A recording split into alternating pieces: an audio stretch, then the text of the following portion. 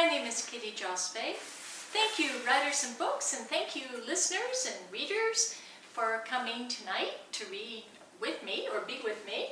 I call this a virtual reading as I'm sitting in my living room. I call this COVIDious times, trying to figure out an adjective for waiting, which seems to be what most of us are doing. So I like quoting one of my favorite people, Jules Renard. In English, if one were to build the house of happiness, the largest space would be the waiting room. But the good news for those of us who love words is that poetry fills up our waiting rooms with wonderful ideas and thoughts and renews our heart. So, my first poem is going to be responding to this lovely collage, which is done by my friend Lynn Feldman.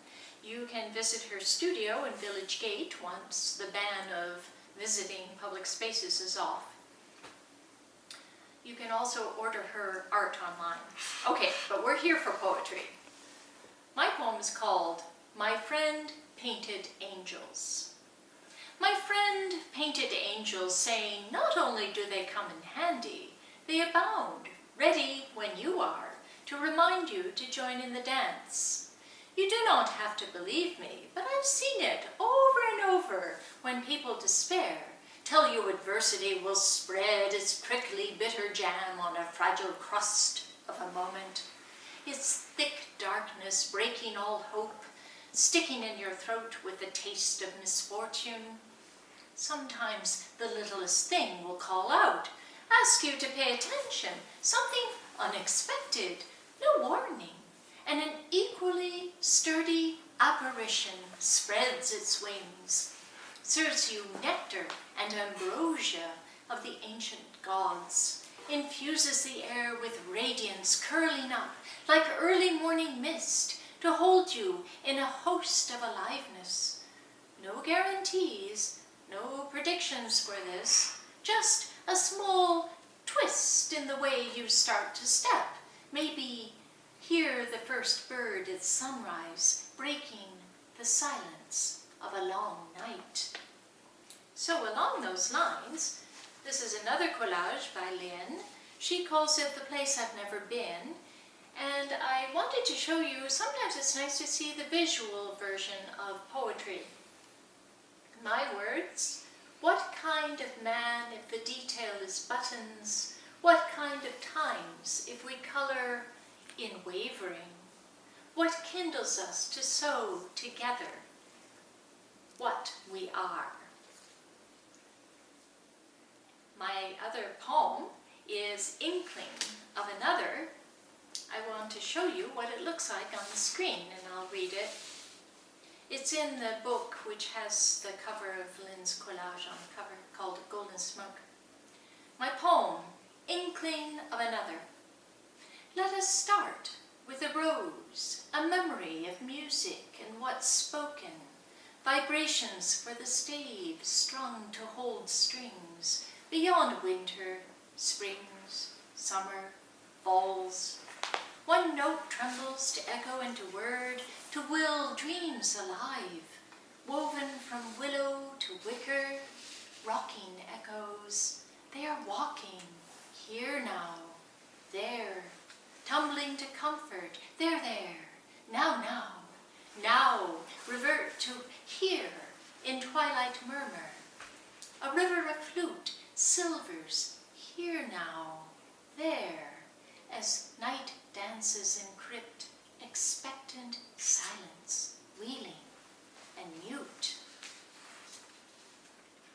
The next poem is based on a photograph by my friend John Retallick, a wonderful photograph. And the text I've put underneath it.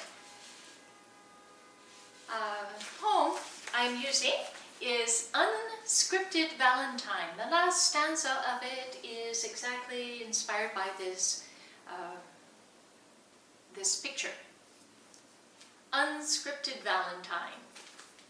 Today, sun catches unscripted valentines, spider silk, dancing between white pickets of the fence. We can no longer send letters, but I still read yours, hear your voice in the rhymes of rooms of your tiny script. Our letters were like bait to catch pieces of ourselves, where one would sneak out of alone and not feel lonely. I reread the sonnet that you wrote a year before your passing.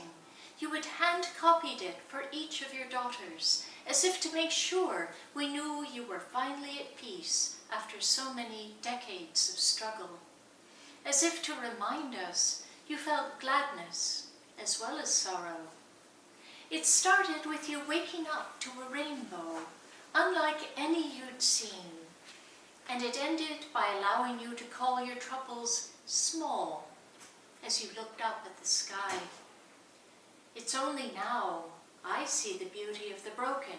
What I used to see as shards has become kaleidoscope, filled with color, waiting for our gentle tending as we turn our lives. Now, dusk settles between the stakes of the fence, brushed by an upper lip of light, a trembling of evening's lower lip, as mine trembles, saying your words. Thank you. The next one has a little story. I was delighted when we were walking in Mendon Ponds Park to find a bench, and this little Hafid's poem was written on it. The sun never says to the earth, you owe me. Look what happens with a love like that. It lights up the whole sky. My poem is called Obad. It's a dawn serenade, and it was written a year ago spring. The Hafid's poem about the generosity of the sun rises in my mind with the light. How, if we pay attention to nature, we're rewarded with a sense of intricate magic. We too can shine in spite of and at the same time as the harm humans inflict on each other, inflict on the earth. Now the sun is painting this spring day.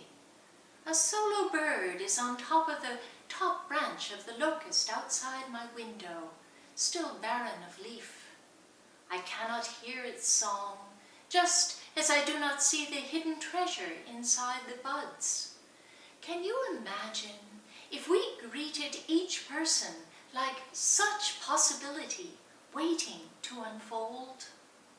It would light up the whole sky.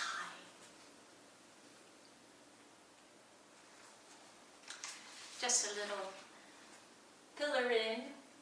I like that nature speaks to us. Here, the hourglass shape of the photograph is mimicked by the hourglass shape of my words.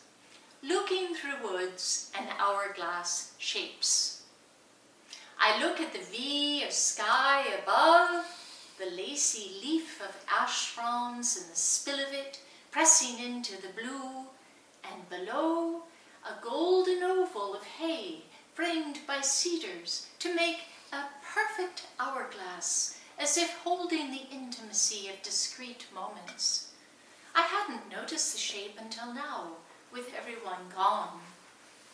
In the foreground, imagine we're laughing at croquet and silliness, coloring the who of us. Can you hear the echoes, the call of the white-throated sparrow repeating, San, pee-buddy, pee-buddy, pee-buddy? It's enough to feel the hint etched into the photo of a forever that feeds us as time runs out. This next one is one of my favorites. We were in Venice with my father-in-law and saw this gentleman just before Good Friday.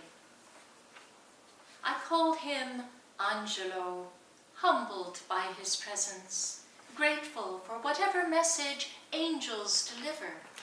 Some might judge him as infirm, useless, But if you saw him, you too would be intrigued by his medieval-style tunic tightened under his protuberant belly, his long grizzled beard falling from the shadow of his hat to glint in the sun as he leans on his cane, making his way.